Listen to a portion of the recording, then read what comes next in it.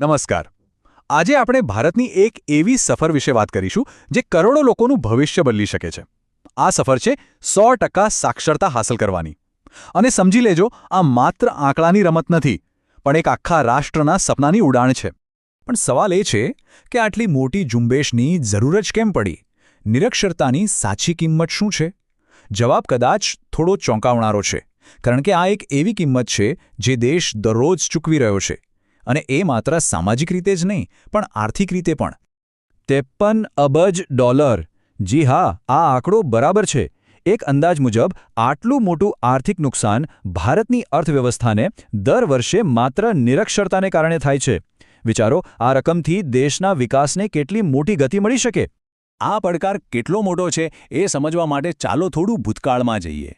વર્ષ 2011માં ભારતમાં 25 કરોડથી પણ વધારે લોકો નિરક્ષર હતા. એટલે કે એ સમયે દુનિયાનો લગભગ દર ત્રીજો નિરક્ષર વ્યક્તિ ભારતીય હતો. આ વાસ્તવિકતાને બદલવાની લડાઈ દાયકાઓથી ચાલી રહી છે. તો આટલા મોટા પડકારને પહોંચી વળવા ભારતે કર્યું શું? આ કોઈ આજકાલની લડાઈ નથી. એના મૂળ તો છેક આઝાદીના સમય સુધી જાય છે. ચાલો, આ ઐતિહાસિક સફર પર એક નજર નાખીએ. જુઓ, આ સફર શરૂ થઈ આઝાદી પછી તરત જ સામાજિક શિક્ષણથી. પછી 1978માં આવ્યો નેશનલ એડલ્ટ એજ્યુકેશન પ્રોગ્રામ, જેણે આખા દેશમાં આ કામને વેગ આપ્યો. 1988નું નેશનલ લિટરસી મિશન તો એક જન આંદોલન બની ગયું. 2009માં સાક્ષર ભારતે ખાસ કરીને સ્ત્રી સાક્ષરતા પર ધ્યાન કેન્દ્રિત કર્યું. અને હવે 2022થી ઉલ્લાસ કાર્યક્રમ આ વારસાને એકદમ નવી દિશા આપી રહ્યો છે.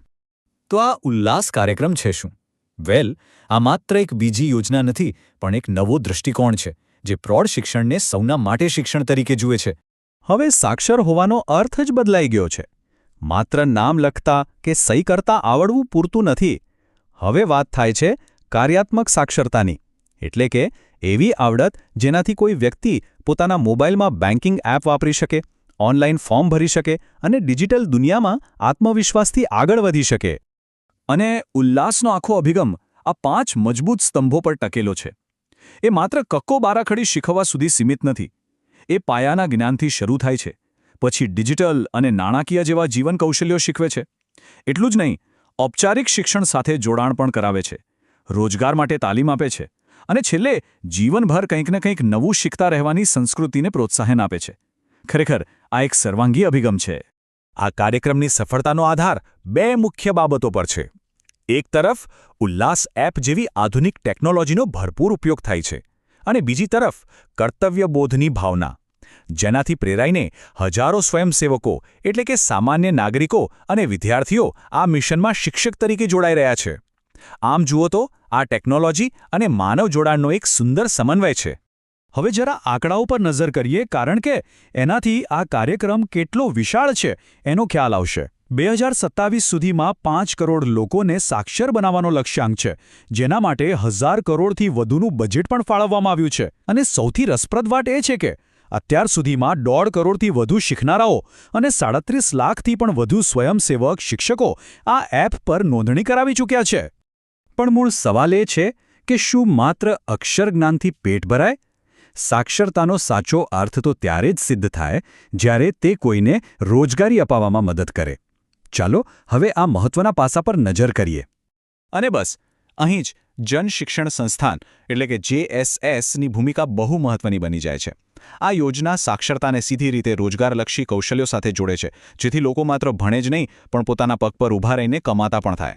અને આ સ્લાઇડ જુઓ, એ એક બહુ શક્તિશાળી વાર્તા કહી રહી છે. JSS દ્વારા તાલીમ પામેલા લોકોમાં 83% મહિલાઓ છે. આ સ્પષ્ટપણે બતાવે છે કે સાક્ષરતા અને કૌશલ્ય વિકાસ એ મહિલા સશક્તિકરણનું કેટલું મોટું અને અસરકારક માધ્યમ બની રહ્યું છે. 2018થી અત્યાર સુધીમાં 34 લાખથી પણ વધુ લોકોને JSS હેઠળ તાલીમ આપવામાં આવી છે. આ કોઈ નાનો સૂનો આંકડો નથી. આ દર્શાવે છે કે આ કાર્યક્રમ દેશના ખૂણે ખૂણે પહોંચી રહ્યો છે અને લાખો લોકોના જીવનમાં એક સકારાત્મક પરિવર્તન લાવી રહ્યો છે.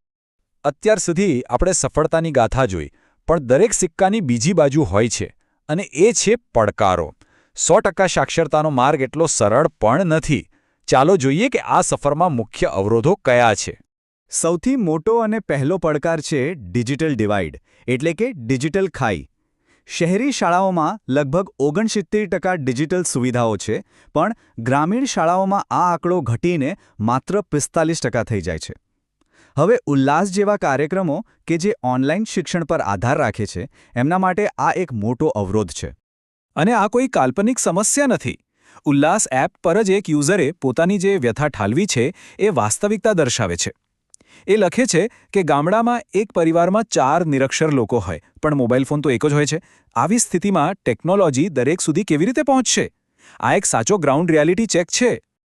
આ સિવાય પણ બીજા ઘણા જટિલ પડકારો છે, જેમ કે સ્વયંસેવકોને લાંબા સમય સુધી આ કામ સાથે જોડી રાખવા મુશ્કેલ છે, શાળાઓમાં શિક્ષકોની મોટી અછત છે, બાળ લગ્ન જેવા સામાજિક અવરોધો હજી પણ છે, સરકારી વિભાગો વચ્ચે સંકલનનો અભાવ જોવા મળે છે, અને ઘણી જગ્યાએ તો વીજળી જેવી પાયાની સુવિધાઓ પણ નથી. આ બધા અવરોધો એકબીજા સાથે જોડાયેલા છે. તો આખી વાતનો સાર શું છે? આ સફરના અંતિમ પડાવ પર આપણે ક્યાં ઊભા છીએ? એક તરફ ટેકનોલોજી અને જનભાગીદારીની નવી ઊર્જા છે, જેના કારણે આપણે 100% સાક્ષરતાની ખૂબ નજીક પહોંચી ગયા છીએ, પણ બીજી તરફ દાયકાઓ જૂના પડકારોનો પહાડ પણ છે. એટલે સવાલ એ છે કે શું આ નવી ઉડાન, આ જુસ્સો અંતિમ પડાવને સર કરવા માટે પૂરતો સાબિત થશે? આ એક એવો પ્રશ્ન છે જેનો જવાબ આવનારો સમય અને ભારતના કરોડો લોકોનો